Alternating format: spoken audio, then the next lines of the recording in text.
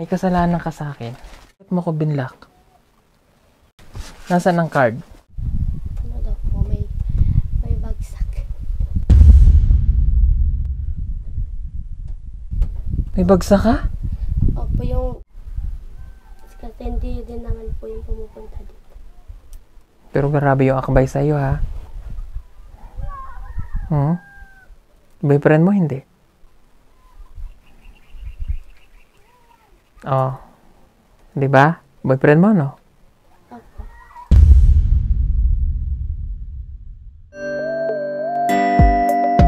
Pugong biyahero, ang hero ng masa, ang hero ng masang Pilipino. Handang maggala sa kabundukan para ang ating kababayan ay mapuntahan. Ang pugong biyahero, handa na tulungan malayong kababayan na nangangailangan. Hindi namimili kahit pa na sino. Pugong biyahero, hero ng masang Pilipino. So, ito po yung sementeryo ng mga katutubo. Ito pupunta dito sa bahay po nila, nila Madeline at Judy Ann. Gulat kayo, no? Sementeryo pala ito. Kasi pag nadaan kami dito, hindi ito malinis. Pero makikita nyo dyan, meron pong mga nakalibing dyan. Noong November 1, may mga dumalaw rin naman. Gulat kayo, ang dami palang nakalibing. Hanggang doon pa yan sa taas. Anyway, ito na nga mga kabayan, bumalik na ako at kasama ko ngayon si Paul at saka po si Peking Bombay. Ba't ka pala may dalang tali? Pagtalian ko yung leeg ko. Talian na niya. Joke lang po yun. Ayan. Kami pong tatlong magkakasama ngayon dahil wala lang, kami lang po. Napagtripan. Hindi, kararating ko lang po from Manila to Davao. So dumiretso na ako dito. Check lang natin yung bahay nila Judy Ann dahil nasira.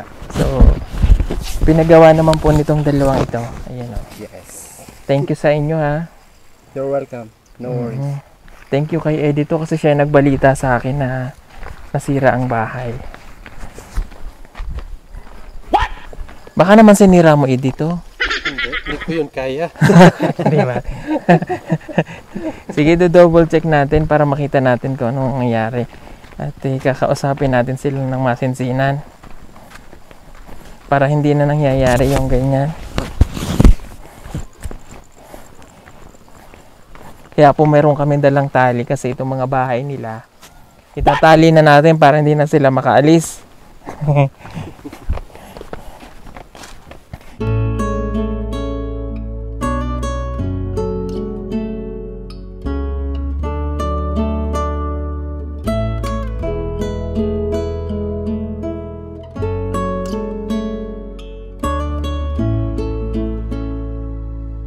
Ayan, nandito na ako.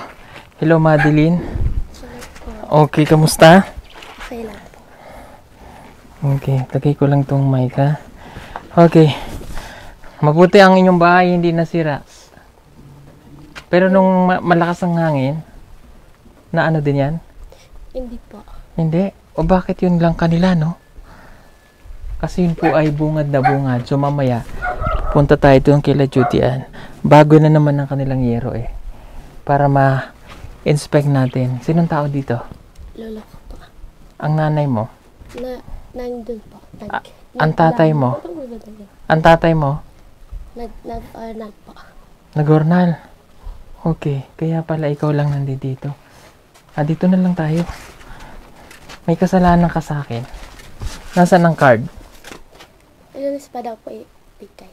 Lunes pa? Mama lang po namin yung pinapakita po. Ha? Mama lang po namin yung pinapakita. Dapat pinipicturan para naisisend sa akin. Bakit kay mama lang pinakita? Ang teacher? Sa Lunes na daw po ano sa amin. Okay. Bakit mo ko binlock? Wala na po akong account. Paano? Bakit wala ka ng account? Hindi na po ako nakapag-online kasi nasira po yung cellphone ko. Tapos yung account ko po, hindi ko po alam kung sino po yung gumagamit. Oh. Hindi ko na din po ma-open. Na ano po. Nahack? Nakawat. Tagal daw. Nahack? Opo. Sigurado kang nahack? Hindi ko na yung inopen ko po yung account ko sa iba po na cellphone, hindi na po ma-open. Mali daw po yung password, tapos ayun lang naman po yung ginawa ko po na password. O paano hindi na ako makapag-message kahit na hindi mo yung na-open, dapat yung message ko na-accept.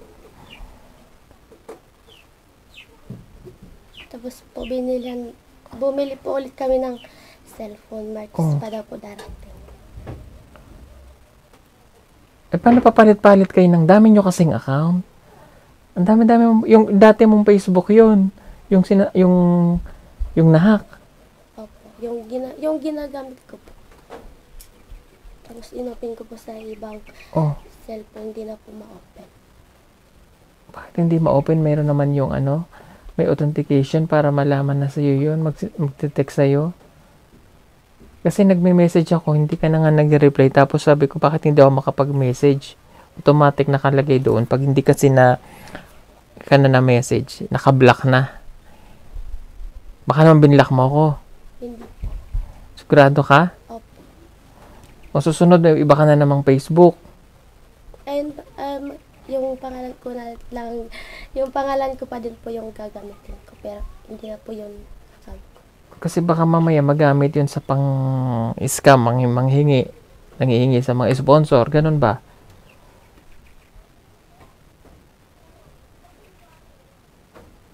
So, nag-order ka ng cellphone? Opo, nagpabili po kami doon. Okay, sige. Antayin ko kasi nagme-message ako, hindi kayo nagme-message. Napaka-important. Nag-chat ako, wala. Naka-block ako, kaya sabi ko, bakit ako binlock ni Madeline? Hindi ko po kayo binlock, promise. Okay. Hindi mo ako binlock, ha? Pwes ako magbablock sa'yo. Joke lang po. Hindi niya akong binlock, hindi ako na lang magbablock. Kamusta ang pag-aaral? Okay lang po. Paano okay? Ano sabi ng mama mo nung nakita ang card? Ano daw po, may bagsak. May bagsak ka?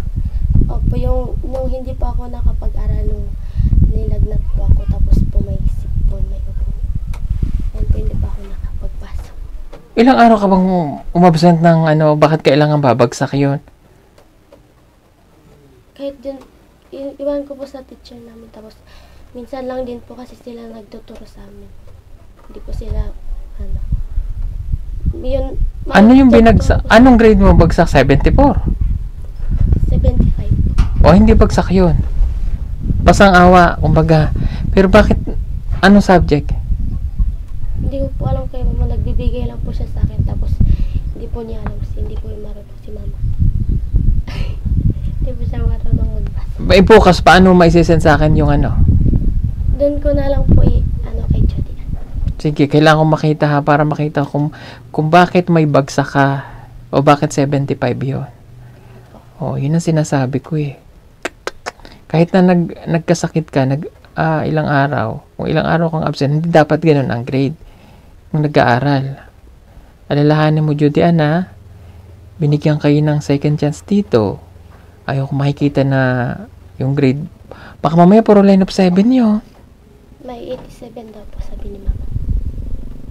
Sige, makikita ko yan bukas kung anong nangyari. Wala si papa nila para mabilinan ko ng mga dapat at hindi dapat gawin Kasi yung bahay nila, bungad po ito sa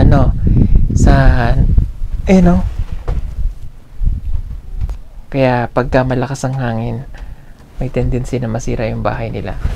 Katulad ng nangyari kila Judian. Anyway, focus ka sa pag-aaral ha. Kapag yung, sabi ko baka naman, ito.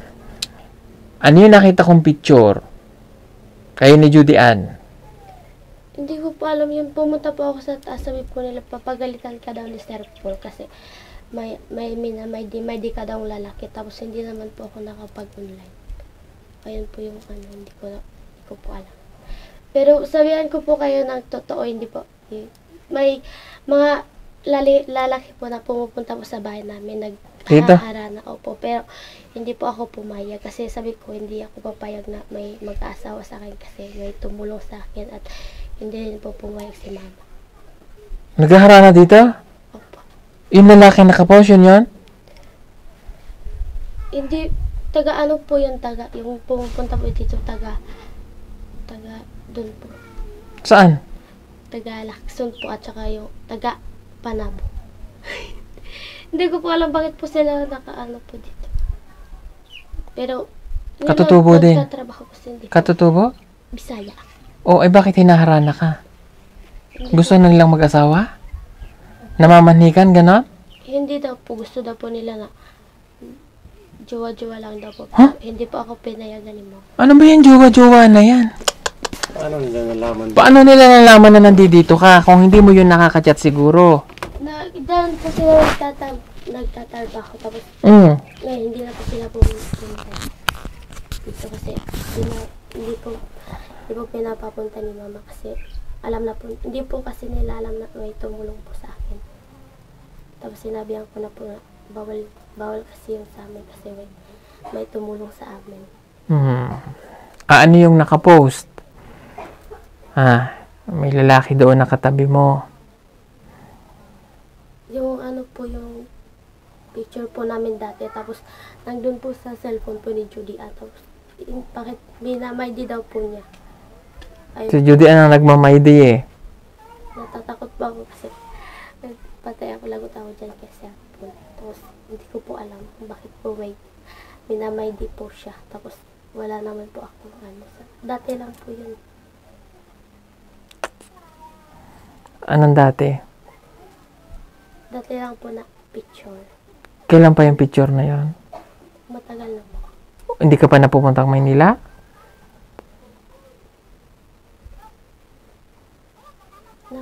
O nandito ka na nun? Nung nandito na po ako. O ay bakit? Inamin na sa akin ni Judy eh. Boyfriend mo daw yun eh.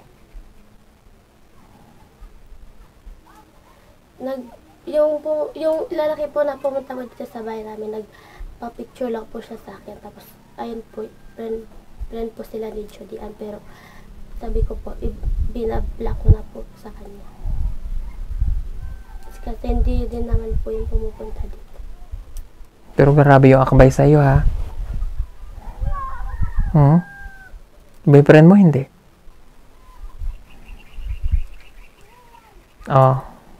Diba? Boyfriend mo, no?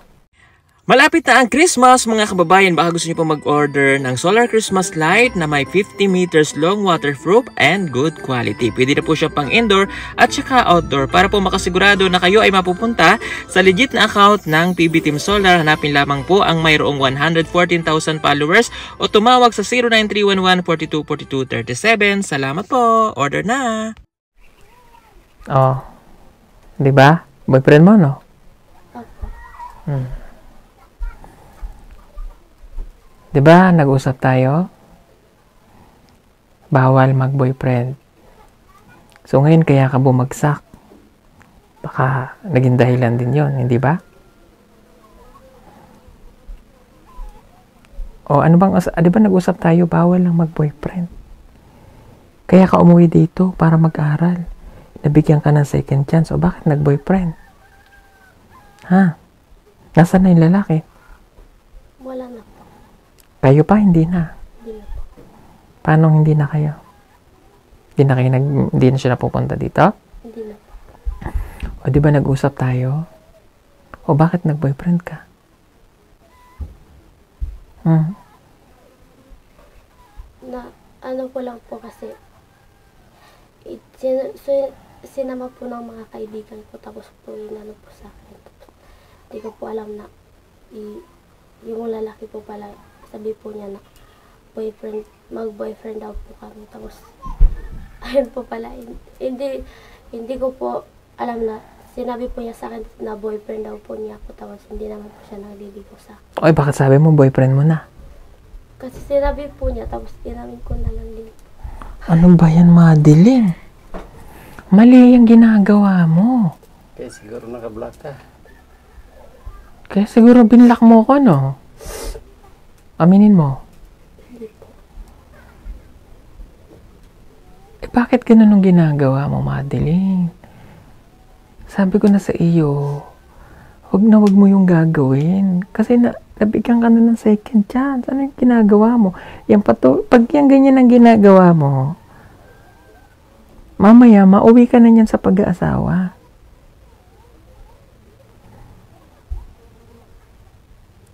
Pambihira naman, nag-uusap na tayo bago ako umalis dito eh. Nung nakaraan na binigyan kita ng allowance, tinatanong ko kayong mama mo. Ibig sabihin, pati si mama nagsisinungaling. Ano ba yung ginagawa niyo sa akin? Pinapahiya niyo ako sa sponsor ba?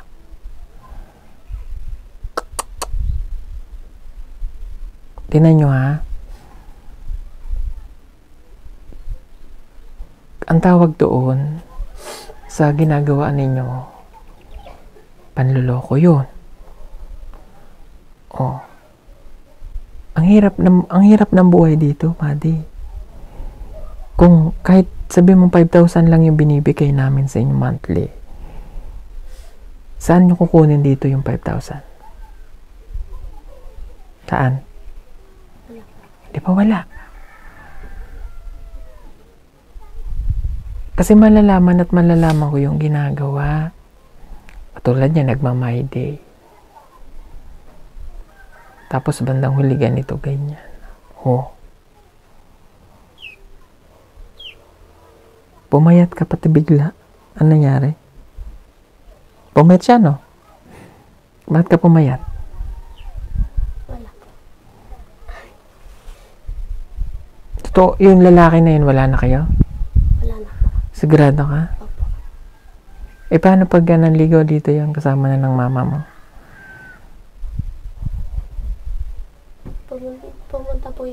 Pumunta po yun dito sa bahay namin. Tapos, ano po, nag-usap-usap po sila mama. Tapos, gusto po yung lalaki din po nag-aral.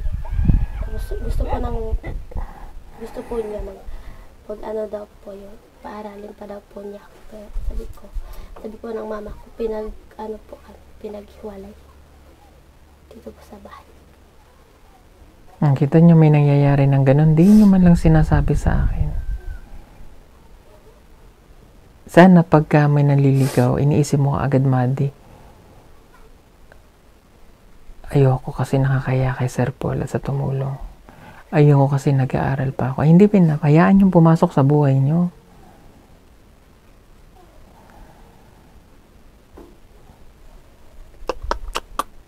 Tayo niyan, Madi.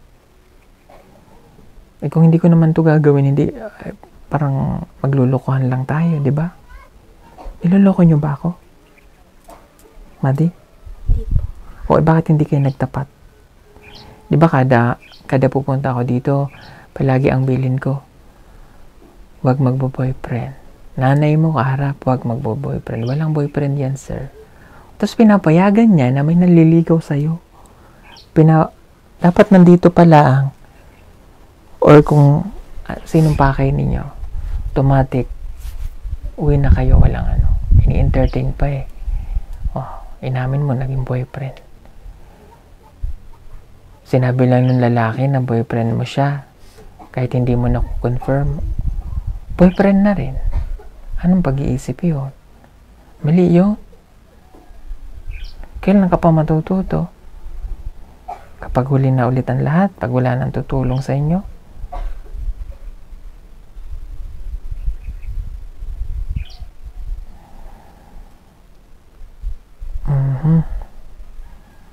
okay. Yung grade mo, doon nakadepende. Ha? Ako, ang sponsor na ang magdidepende sa iyo. Kung ano yung itutuloy pa ba niya. Ano? Base sa nalaman ko ngayon, ha? Ako,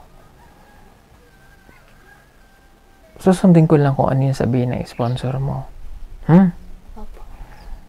Kung sa tingin makakatulong pa rin sa'yo yun, kahit na ganyan ka, di okay. Pero kung sabihin niya na ayaw na din niya, wala akong magagawa, Madi. Kasi matigas ulo eh. Ha? Pati si nanay, matigas ulo.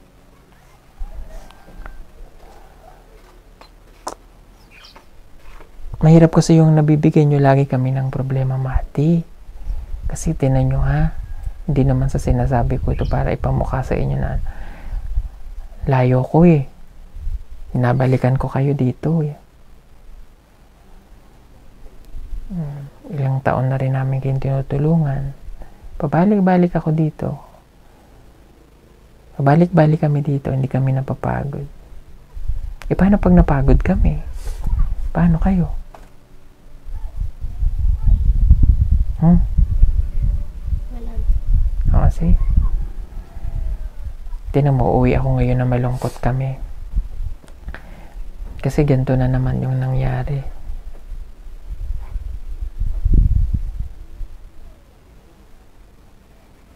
Hindi mo na kailangan mag-sorry. Kasi paulit-ulit naman rin nangyayari yun. So, ang ako, basta di nakadepende na ito sa sponsor ha. May nagpadala naman sa'yo ulit si Tita Emmy, yung sponsor mo, ng 3,500. So, ako ibibigay ko ito sa'yo. Okay? Itong 2,000 sa akin, ibibigay ko rin ito sa'yo ngayon. Pero I don't know yung kasunod na buwan kung may darating pa. Ha? Mag-iisip ako mabuti, pag-iisipan ko.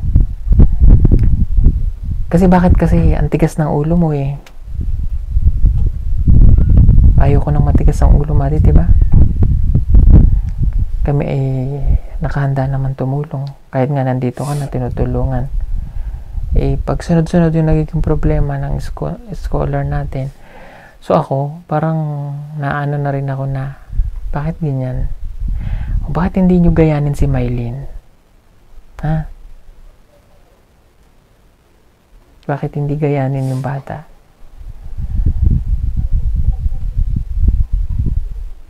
O siya, sige. Ako na ang magdi-decide, ha? Okay? Kapag hindi na ako bumabalik dito, ibig sabihin noon ay, ano ibig sabihin? Oh, see? Wala na. Okay? So, bahala si sponsor mo kung ano yung magiging desisyon niya. Basta ako ibibigay ko yung allowance mo ngayon, tsaka yung para sa akin, yung susunod na ba na lamang. At, para maipag-ingatan itong bahay nyo, wala yung parents mo ngayon. So, may mga tali kaming iniwan dyan. Yung mga tali na nandiyan dyan ay para pag-ingatan yung bahay po nila. Para matalian lahat. Nandun yung tali. So, hati-hatiin nila yan para yung bahay nila tumagal, hindi ma-damage kapag ka may bagyo. Kahit may bagyo, malaking bagay na may tali para hindi matangay yung bubong nila. Tapos kapag malakas ang hangin, bibilin na lang kita, ha? Kapag ang hangin ay talagang malakas, kasi yung bahay nyo yung ano, pwede nyo buksan yung pinto, tagusan yung, o bintana, kailangan may tatagusan. Buksan mo yan, buksan mo doon. Kung ang hangin ay dito galing, usually saan ba nanggagaling hangin dito? Kaso wala din lang. Ayun, buksan lang ito, tanggalin lang yung mga nakasabit. Kailangan kasi yan may lalabasan eh. Kasi pag binabangga niya na to, yung pinto, masisira. Buksan hanggang makalabas yung hangin doon. Pinto, buksan, para may lalabasan siya. Okay? So, bigla tuloy ako nalungkot. Ito bibigay ko kasi ito yung allowance mo for the month of November. At yung allowance na para sa akin, ibibigay ko rin. Ito yung galing sa akin. 1, 2, 3. 3,000. Saan na ba yung aking...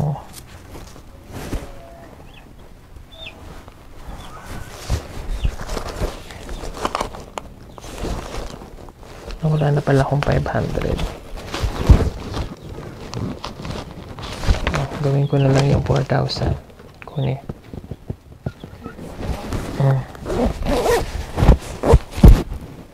Mag-thank you ka kay Tita Eme, ang iyong sponsor. Thank you po kay Tita Eme. Maraming salamat po sa pagsuporta. Okay? Yan ay suporta sa pag-aaral nyo, ha? At, again, ha? Hindi ko nahawak ang mangyayari, ha? Kasi at least, kung hindi man ako na bumabalik dito, hindi na ako nag-update, alam nyo po ang nangyari. And, maging lesson sa lahat, sabi ko nga, ang pagtulong ay minsan lang. So, kapag nawala na, wala na. Okay?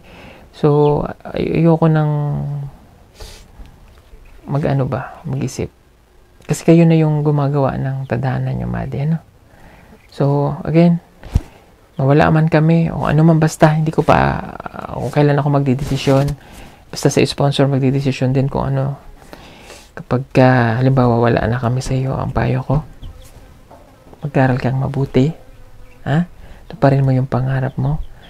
Kapag hindi ka na nakapag-aral, mahirap, at huwag ka muna mag-aasawa. Ha?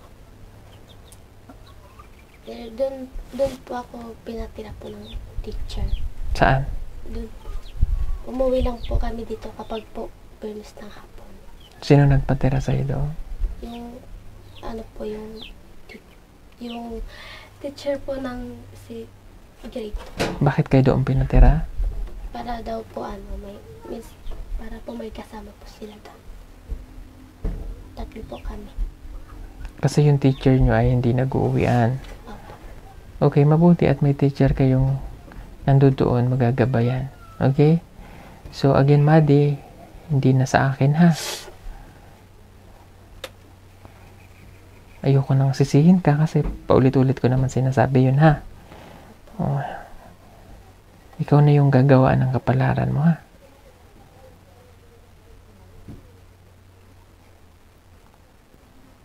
Basta wag ka na lang magbo-boyfriend. Unahin mo yung pag-aaral, ha?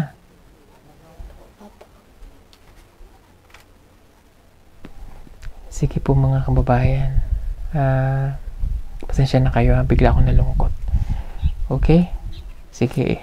Ihag na lang kita para kahit hindi ako makabalik dito, ha? Basta yung mga sinabi ko sa iyo, huwag mong kakalimutan, okay? Sa puntong ito, ay nakapag-isip na ako. Pasensya na kayo, mga kababayan.